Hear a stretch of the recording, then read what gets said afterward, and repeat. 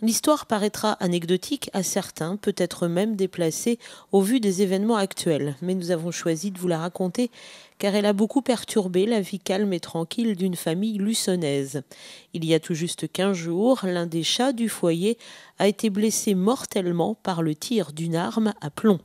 Depuis, une petite fille ne comprend pas pourquoi on a fait du mal volontairement à son chat. Son grand frère nous raconte.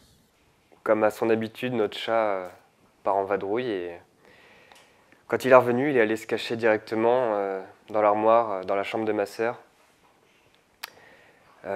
Il avait un impact de balle dans l'abdomen. Ça, on l'a découvert après lui avoir fait prendre un bain. Et c'est le vétérinaire, quand on l'a amené, quand il commençait à suffoquer, qui nous a dit qu'on ne pouvait plus rien faire pour lui. C'était en plein après-midi.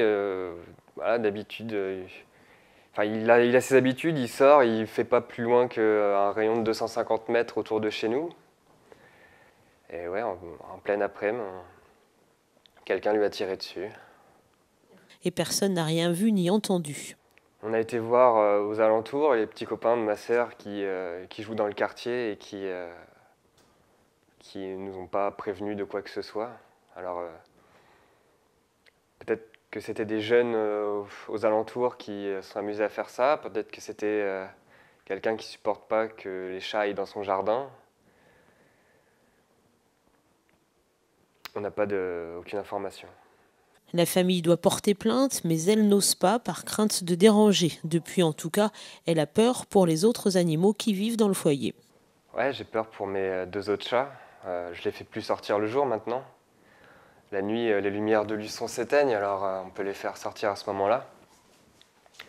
Mais à chaque fois qu'ils sortent, moi je panique, je vais dans le quartier, j'essaie de les retrouver. Et puis, eux, ils vont pas très loin, les deux autres qui restent, ils restent dans le jardin, donc ça va, mais comme on ne sait pas d'où ça vient, moi je les fais plus sortir.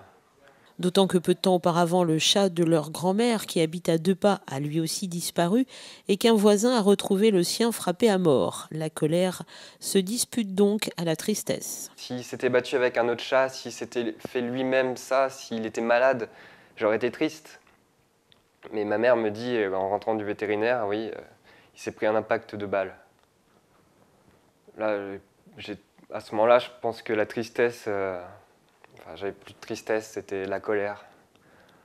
Qui peut tirer sur un animal, quoi? En plus, le lendemain de ce qui s'est passé à Paris, les gens qui en rajoutent ici, quoi. Alors, c'était peut-être futile d'en parler parce que c'est qu'un chat, on pourrait se dire ça, mais c'était notre chat, quoi. Rappelons que donner volontairement et sans nécessiter la mort à un animal domestique est puni par le code pénal d'une amende de 1 500 € et jusqu'à 3 000 € en cas de récidive.